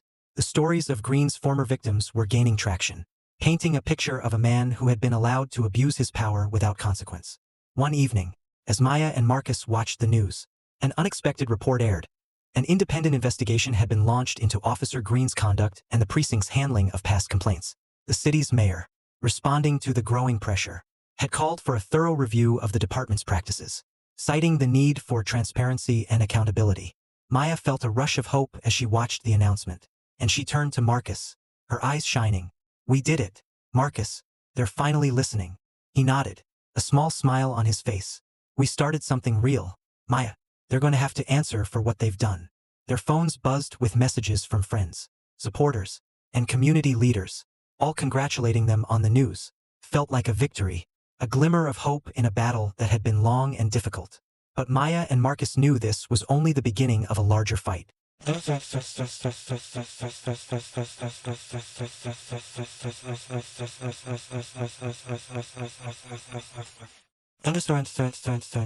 That night, as they sat together in their living room, Maya felt a sense of peace settle over her. They had taken on a powerful institution and forced it to confront its own failings. And though the journey was far from over, they had already accomplished something incredible. They had exposed the truth, given a voice to the silenced, and ignited a movement that would not be extinguished. We're not just fighting for ourselves, Maya said quietly, leaning her head against Marcus's shoulder. We're fighting for every person who deserves to be treated with respect and dignity. Marcus placed an arm around her, nodding, and we'll keep fighting, as long as it takes. As they looked out the window, the city lights shining brightly in the distance, they felt a renewed sense of purpose. This was more than a battle against one man's misconduct. It was a stand for justice, call for accountability, and a message that they would not be intimidated into silence. And together, they were ready to face whatever came next. With the mayor's announcement of an independent investigation, Maya and Marcus felt a glimmer of hope. But as they continued their fight, they realized that bringing down Officer Green might only scratch the surface of a deeper, more entrenched problem within the precinct. The investigation had stirred something in the department, and Maya could feel the unease in the community. People were talking, sharing stories, and uncovering a history of intimidation, manipulation, and fear. One afternoon, Maya sat in her living room, going through a thick stack of documents provided by Alex, their attorney. She scanned each page, noting every complaint, every report, and every name that had appeared over the years. A picture began to emerge, a network of officers who had operated without accountability. Emboldened by the knowledge that the system would protect them, Marcus entered the room, a thoughtful expression on his face. I just got off the phone with Alex, he said, sitting down next to her. He thinks we're onto something much bigger than Green. He found records of complaints against other officers, some of them even more severe. It's like the department's been burying anything that could make them look bad. Maya nodded, feeling a knot of anger tighten in her stomach. So Green isn't the only one. They've created a culture where people like him can act without consequence. Marcus sighed, rubbing his hands together. Alex mentioned there's a possibility of filing a class action lawsuit. If we can get enough people to come forward, we might be able to take down not just Green, but everyone who allowed him to operate this way. Maya looked at him, a spark of determination in her eyes. Then let's do it. Let's gather everyone who's been affected, everyone who's been silenced. It's time they know we're not backing down.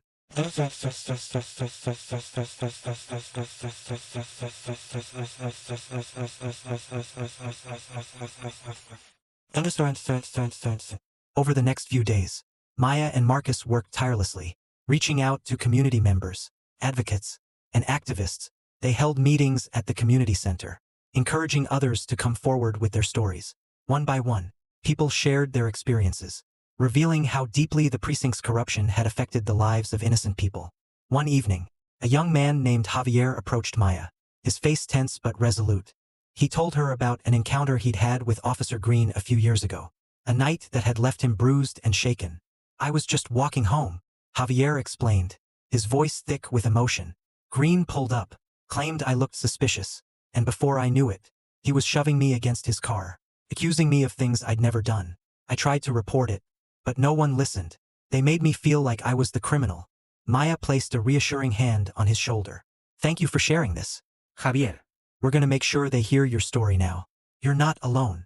After Javier left, an older woman named Mrs. Henderson approached them.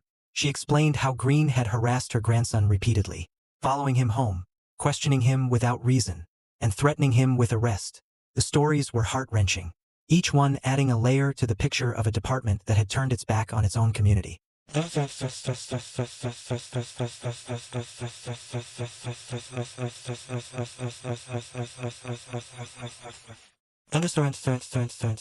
As their case grew, Alex worked behind the scenes, gathering legal documentation and setting up interviews with other potential plaintiffs. One day, he called Maya and Marcus to meet him at his office, saying he had uncovered something that could change everything. They arrived at Alex's office, anticipation building in their hearts. Alex was waiting for them, a thick file spread out on his desk, his expression serious. "I've been digging into Officer Green's past," he began, gesturing for them to sit, "and I found records of disciplinary actions that were filed against him during his first few years on the force. None of them resulted in formal charges, but the records show a pattern of complaints, use of excessive force, racial profiling, and unauthorized stops."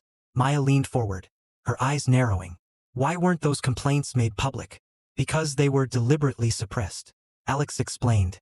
"I found evidence that Green's superiors protected him, just like they protected several other officers.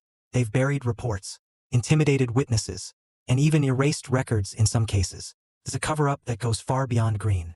The precinct's leadership has been actively complicit in hiding this misconduct." Marcus felt a surge of anger. "So they've been enabling him from the start. This wasn't just Green acting on his own. They were letting it happen." Alex nodded. "Exactly, and if we can prove it, we have grounds for a full-scale investigation into the precinct. But it's risky. The more we dig, the more they'll try to silence us. This could get ugly." Maya's voice was steady as she replied. "We're not backing down, Alex. This is about more than just Green. This is about a system that's been abusing its power, and we're going to hold them accountable." As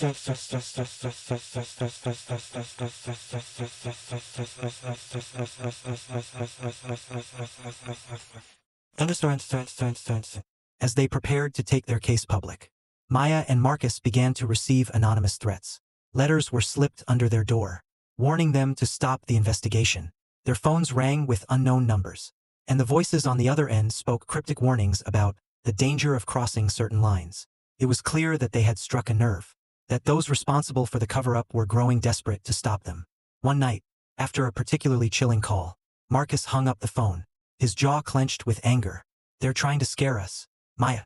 They want us to feel powerless, like we can't fight back." Maya placed a reassuring hand on his arm. "But we're not powerless, Marcus. They're afraid because they know we're close to exposing the truth. We just have to keep going, no matter what they throw at us." The threats only strengthened their resolve, fueling their determination to bring justice to their community. And as word spread of their fight, more people came forward, each one adding to the growing chorus of voices demanding accountability.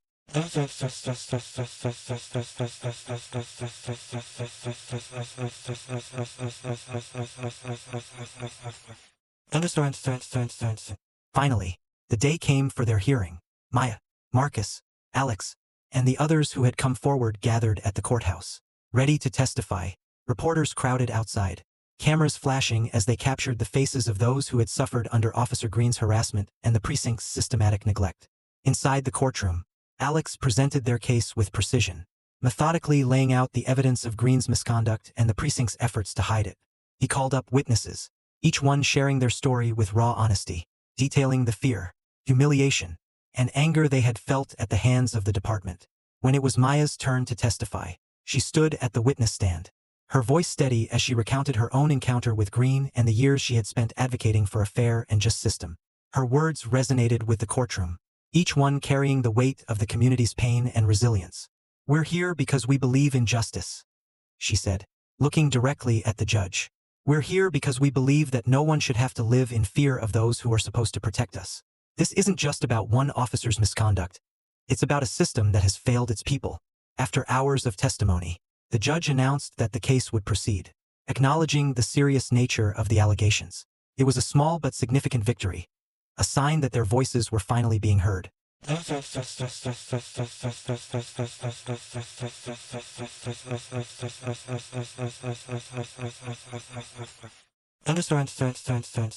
the days that followed, the city was in an uproar. The media reported on every detail of the case, and public opinion swelled in favor of the plaintiffs. Community leaders and civil rights organizations began calling for a complete overhaul of the precinct's leadership, demanding accountability for those who had turned a blind eye to years of abuse. For the first time, the department found itself under the microscope, unable to hide behind empty promises or vague statements. The investigation that the mayor had initiated expanded, uncovering more evidence of corruption and complicity within the precinct. Officers who had once been untouchable were now facing suspension, and the city council had begun discussing reforms to prevent similar abuses in the future. One evening, as Maya and Marcus walked through their neighborhood, They were approached by several community members who thanked them, expressing gratitude for their bravery. It was a humbling experience, and they felt the weight of what they had achieved, a victory not just for themselves, but for an entire community that had been silenced for too long. As they walked home, Maya looked at Marcus, a smile spreading across her face. "We did it, Marcus. We didn't just fight for justice, we started a movement." He smiled back, his hand reaching for hers. "And it's only the beginning. Change won't happen overnight. But we've shown them that we're not afraid, that no matter how hard they try to silence us, we'll keep fighting." Together, they walked into the night, feeling the hope and pride of a community that had finally found its voice. They knew there would still be battles ahead, that change would be a long and difficult journey. But for now, they had achieved something powerful, a stand against corruption, a fight for accountability, and a promise that their community would never be silenced again. The morning of the final hearing arrived with a palpable tension in the air. Maya and Marcus woke up before dawn, both feeling the weight of the moment pressing down on them. After months of fighting, gathering evidence, and rallying the community, this was the day they would learn if their efforts to expose Officer Green's corruption and the precinct's complicity had succeeded. As they prepared for the day, Marcus reached for Maya's hand, his voice steady but laced with emotion. "No matter what happens today, Maya, I'm proud of what we've done. We didn't just fight for ourselves. We fought for everyone who's ever been mistreated." Maya nodded, squeezing his hand. "We stood up for what was right, and we did it together. Whatever happens, we know the truth is out there now." Their attorney, Alex, had prepared them for every possible outcome. He'd warned them that the precinct would fight until the very end, using every legal and political maneuver they could to discredit the plaintiffs and downplay Green's misconduct. But Alex was confident that their evidence was strong, their testimonies compelling, and the public support undeniable.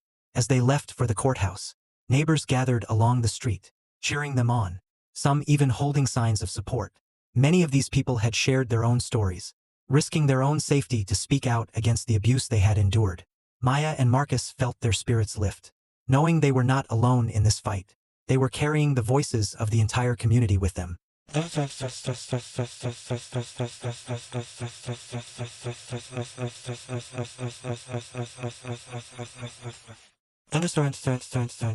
When they arrived at the courthouse, the atmosphere was electric. Reporters lined the steps, cameras flashing as Maya, Marcus, Alex, and several community members entered the building. Supporters filled the courthouse gallery, their presence a visible reminder of how deeply the community had been affected by Green's actions. As the hearing began, Alex delivered his closing argument with passion and precision, presenting the case not only as a fight for justice for Maya and Marcus but as a battle for the rights and dignity of the entire community. He spoke of Officer Green's long history of misconduct, of the precinct's culture of covering up complaints, and of the failure of law enforcement to hold itself accountable. "This case is about more than a single officer," Alex said, his voice carrying through the room. "It's about a system that allowed abuse to go unchecked, that silenced those who dared to speak up, and that failed to protect the very people it was sworn to serve. Today, we are asking not just for justice, but for change that will prevent others from suffering the way these people have." When it was the defense's turn, the precinct's attorney tried to argue that Green's actions had been misunderstood, that he had only acted within the bounds of his duties, and that any harm was unintentional. He attempted to paint Green as a hardworking officer, claiming that the allegations were exaggerated by a small group of dissatisfied individuals. But as the defense spoke, the tension in the room was undeniable. The community members, seated together in the gallery, exchanged glances, their faces reflecting a silent unity.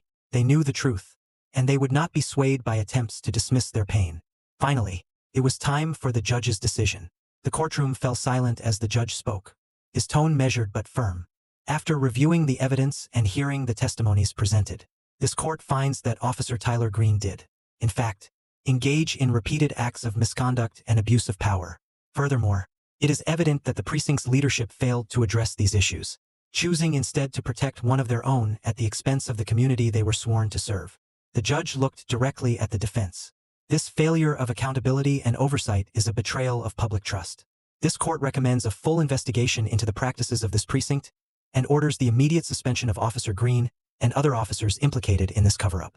The room erupted into applause, tears streaming down the faces of many community members who had waited years for this moment. Maya and Marcus held each other tightly, relief and pride flooding through them. After everything they had endured, The truth had finally been recognized. Justice, at last, was being served. In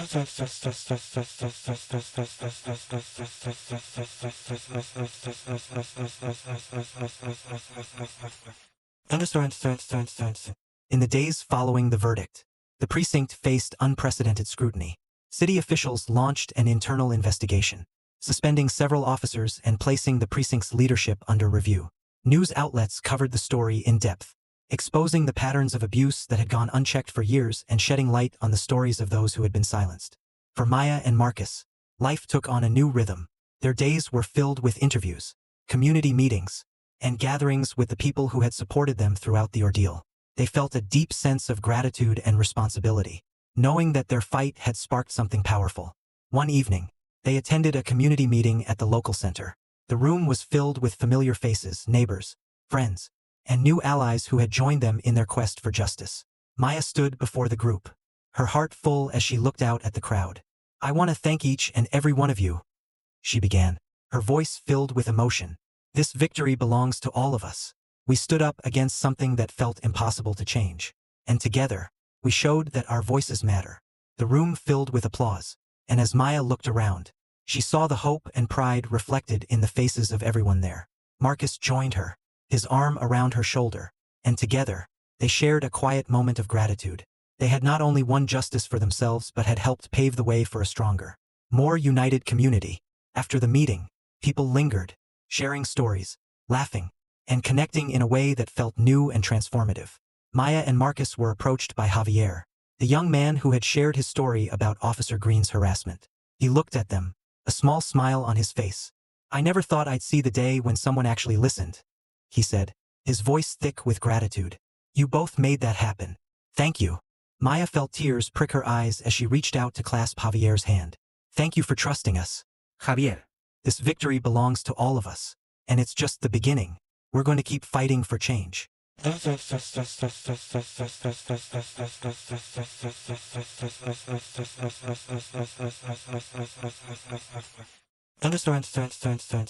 In the following months, reforms began to take shape within the precinct.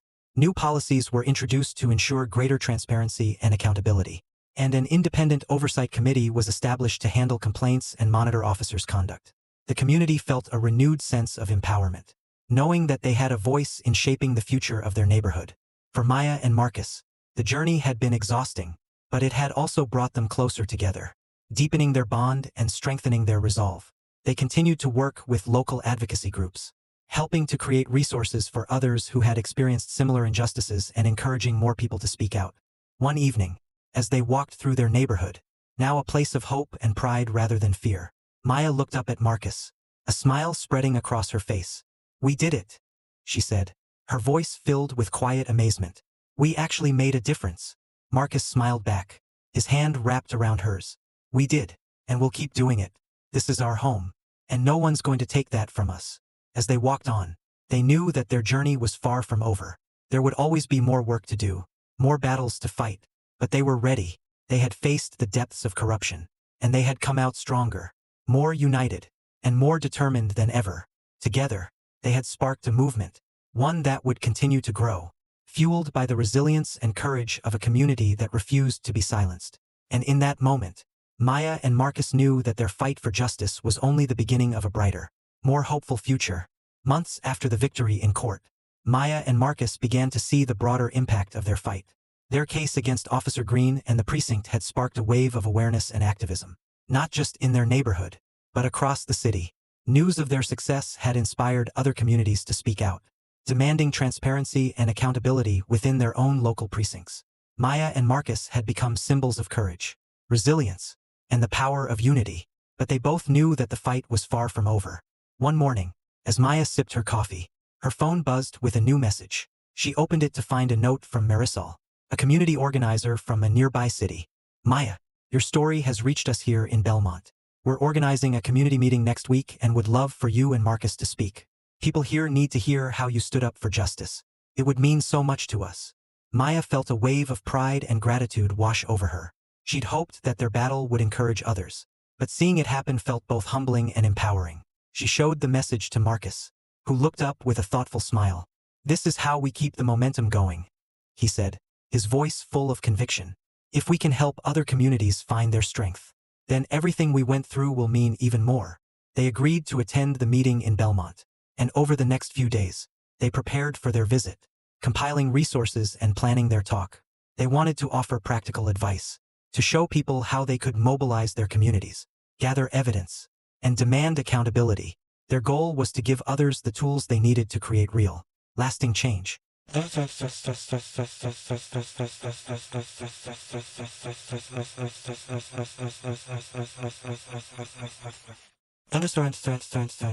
When they arrived in Belmont, they were greeted by Marisol and a group of local activists who led them to a small but packed community center. The energy in the room was electric, a mixture of frustration, hope, and determination. Maya could feel the weight of the stories these people carried, the years of unspoken pain, and the yearning for change. As they stood before the crowd, Maya took a deep breath, her heart swelling with purpose. "Thank you all for being here," she began, her voice steady but filled with emotion. "When Marcus and I started our journey, we were just two people standing up for what we believed in. We had no idea that our fight would reach so many, that it would connect us with people like you. But I want you to know that change is possible, that you can make a difference." Marcus stepped forward, sharing the practical steps they had taken in their case, documenting evidence, gathering witness testimonies, and staying persistent even in the face of threats and intimidation. He emphasized the importance of building a strong support network, of leaning on one another when things felt overwhelming. "It's not an easy road," Marcus admitted, his voice serious but encouraging. "But standing up for justice, for what's right, it's worth every struggle. It's worth every sleepless night and every hard day, because what you're doing isn't just for yourself. It's for everyone who comes after you." As they spoke, Maya and Marcus noticed the looks of determination on the faces in the crowd. They saw people nodding, some taking notes, others reaching out to hold the hands of those next to them. It was a powerful reminder that their story had become a beacon, a sign of hope for people facing similar battles. When they finished speaking, the crowd erupted into applause. People approached them, sharing their own stories of hardship and resilience, and asking for advice on how to begin their own fight for justice. Maya and Marcus spent hours talking to each person, offering encouragement, listening to their experiences, and promising to support them however they could.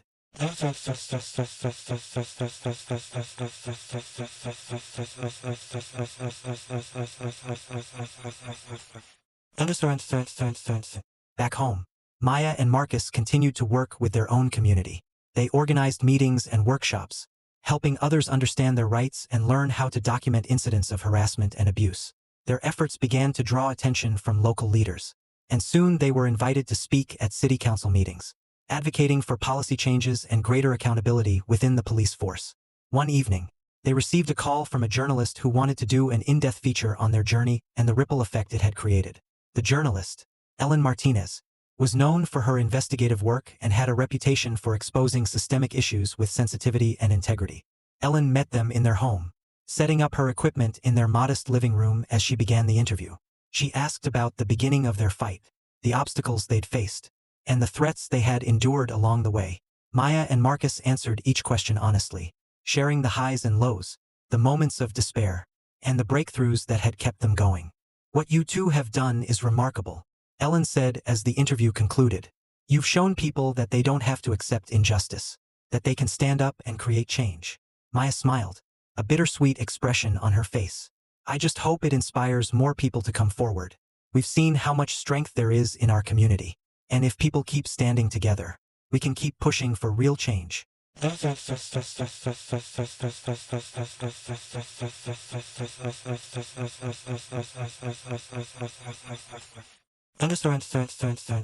A few weeks later, Ellen's article was published, titled "The Power of a Community: How One Couple's Fight for Justice Sparked a Movement." The feature spread quickly, drawing attention from all over the state. People reached out to Maya and Marcus from different cities, sharing their gratitude, seeking advice, and asking for help in starting their own movements. The article also caught the attention of local lawmakers, who began to take notice of the community's demands for reform.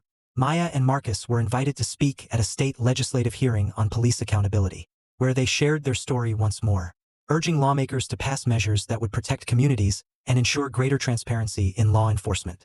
At the hearing, they spoke directly to those in power, emphasizing the importance of listening to the people most affected by police misconduct. "The community is not your enemy," Maya said, her voice clear and unwavering.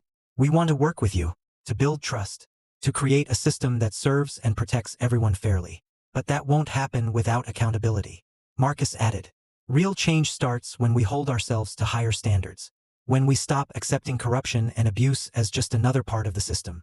We're here to remind you that people are watching, that we're not afraid to stand up for our rights." Their testimony had a profound impact, and shortly afterward, the state legislature passed a series of reforms, including increased oversight of police conduct, mandatory reporting of complaints, and protections for whistleblowers within the force. It was a victory not only for Maya and Marcus but for communities across the state who had suffered in silence for too long.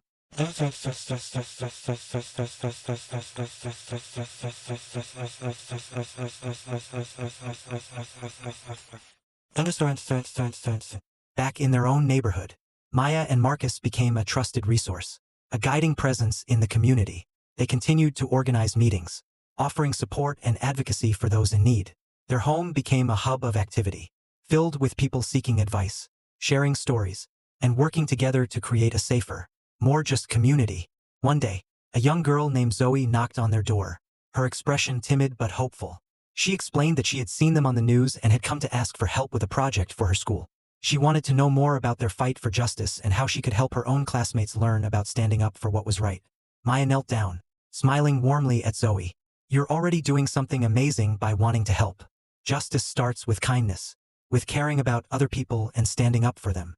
And that's exactly what you're doing." As they spoke with Zoe, Maya and Marcus realized that their fight had extended beyond the courtroom, beyond their own neighborhood. They were helping to shape a new generation, teaching young people like Zoe the importance of courage, unity, and resilience.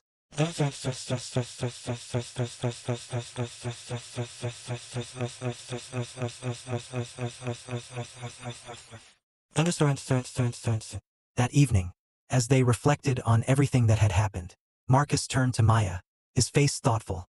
"Do you think we ever imagined it would lead to this? All these people, all this change?" Maya smiled, leaning against him. "No, I don't think we could have, but maybe that's the beauty of it. We started out just trying to fix something that was broken in our lives, and it's turned into something so much bigger." They sat together, looking out at the neighborhood they had fought to protect, feeling a sense of peace that had once seemed impossible. They knew that challenges would always exist, that there would always be more work to do, but they were no longer alone. They had the strength of a united community, of countless allies, and of people who had been inspired by their journey. In the quiet of that moment, Maya and Marcus knew that their fight had become a legacy, a promise that justice, once claimed, would not be easily lost. They had sparked a movement, and it was one that would continue to grow, driven by the voices, the courage, and the unity of those who believed in a better, fairer world. Their journey had shown them that real change didn't happen overnight, but it was possible. And as long as they had each other, they would keep pushing forward, determined to make a difference one step at a time, for generations to come. Months turned into a year since Maya and Marcus had won their case, and in that time, the community had undergone a profound transformation. With every policy change, every new ally, and every story brought to light, their small neighborhood became a symbol of resilience and justice for the entire city. But for Maya and Marcus, the journey was still unfolding. They knew that lasting change required nurturing, and they had begun thinking of new ways to ensure that the seeds they had planted would continue to grow. One crisp autumn morning, Maya and Marcus sat together in their living room, surrounded by notebooks, pamphlets, and stacks of community feedback from the meetings and events they'd hosted over the months. The excitement was palpable. Today, they were preparing for the launch of a project they had dreamed about for months. "We're really doing this," Maya said, glancing at Marcus, her eyes bright with anticipation. "After everything we've been through, we're building something that will last, something bigger than ourselves." Marcus nodded, a smile playing on his lips.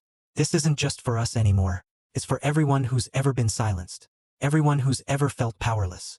We're creating a place where people can come together and feel empowered. This center is going to be their home." They had decided to open a community justice center, a space where people could find support, resources, and advocacy.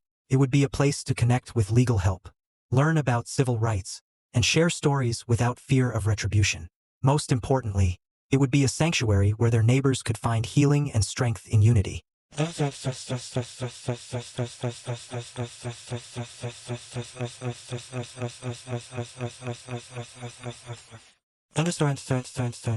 When the day of the opening arrived, Maya and Marcus found themselves standing before a large crowd gathered outside the new center. The building itself had been transformed from a neglected community hall into a vibrant, welcoming space. The walls had been repainted in warm colors, and murals by local artists adorned the exterior, each one depicting powerful scenes of community, resilience, and justice. As they looked out over the crowd, Maya felt a surge of emotion. She recognized many faces, neighbors who had stood beside them in their fight, young activists they had inspired, families who had come forward with their own stories. The crowd also included local officials, members of the media, and civil rights leaders who had come to support the initiative. Maya stepped up to the podium, taking a deep breath before addressing the crowd. "Thank you all for being here today," she began, her voice carrying with confidence. "This center represents the journey we have all taken together. It's a place where anyone can come to seek help, to learn, and to grow. This building is more than walls and a roof. It's a promise to each other, to our children, and to our future." Marcus joined her, his hand resting on her shoulder as he spoke. "Our goal is to ensure that no one has to face injustice alone. We believe in a future where every voice is heard, where every person is treated with respect and dignity. This center is a safe space, a place where everyone is welcome, and where we can all work together to create a community we're proud of." The crowd erupted into applause, the sound filled with a mixture of pride and hope. After the speeches, they opened the doors, welcoming everyone inside for the first time. People moved through the halls, exploring the different rooms, one dedicated to legal resources, another a cozy space for counseling and support groups, and a larger gathering area for community meetings and workshops. As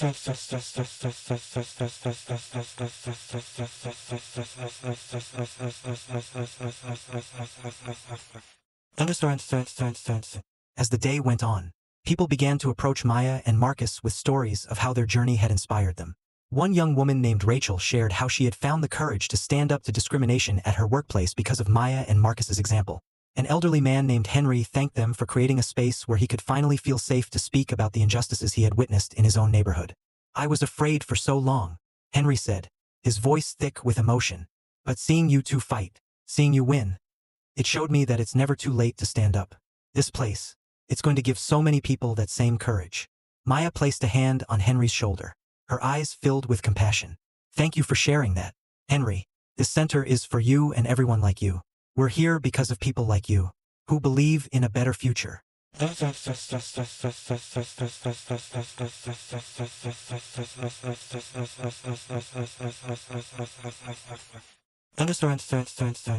Later that evening, after most of the visitors had left, Maya and Marcus found themselves alone in the center's main hall.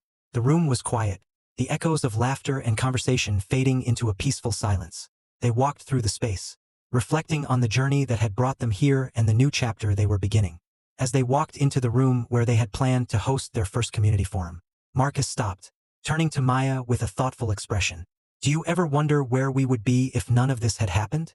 If we hadn't been forced to confront Green, to take a stand?" Maya thought for a moment, a small smile playing on her lips. "I don't think I'd want to imagine that life. This fight, it changed us. It showed us our strength, our resilience, and it gave us a purpose we never knew we had." Marcus nodded, his hand finding hers. "I agree. I feel like we were meant to be here, to do this. This is our legacy. Maya, is bigger than us, and it's something that will last for generations." They stood there in the quiet of the center, feeling a sense of peace and accomplishment that neither of them had felt in a long time. They knew that challenges would continue to come, that there would always be new battles to fight, but they had built something that would endure. They had created a foundation, a place where people could find hope, support, and strength. In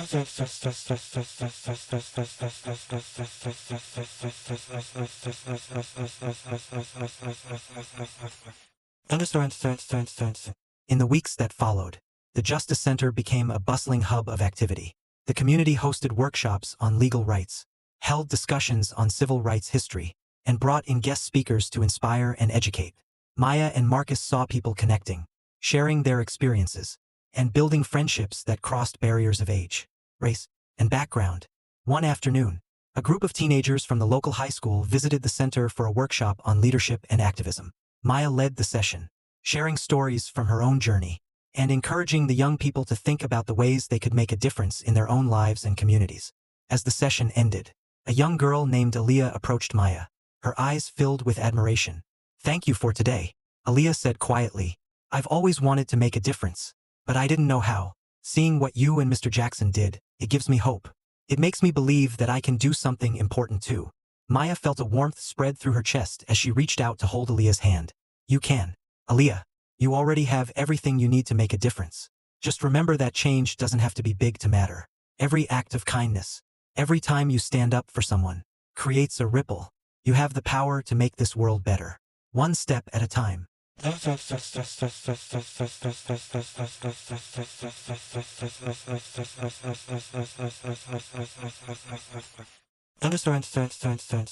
As the months turned into a year, the center continued to grow, becoming a vital resource for the community. Maya and Marcus found themselves busier than ever, organizing events, advocating for new policies, and mentoring young activists. They had built something that reached far beyond their original vision, something that would continue to evolve and thrive long after they were gone. Their lives had been forever changed by the fight for justice, and they had embraced that change, using it as fuel to build a future they could be proud of. They had learned that true power came not from authority, but from unity, compassion, and the courage to stand together. One evening, as they walked home from a long day at the center, Maya looked over at Marcus, a smile spreading across her face. "Do you realize what we've built here?" she asked, her voice filled with wonder.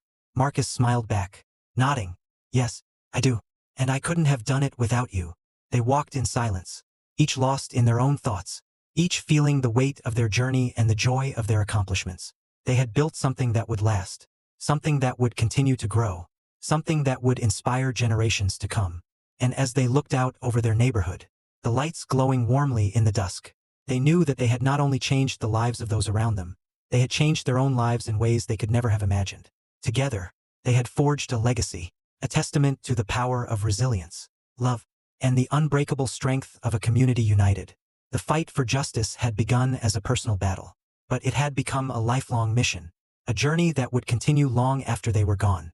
They had sown the seeds of change, and they knew that those seeds would blossom into something beautiful, something unstoppable. For Maya and Marcus, this was only the beginning.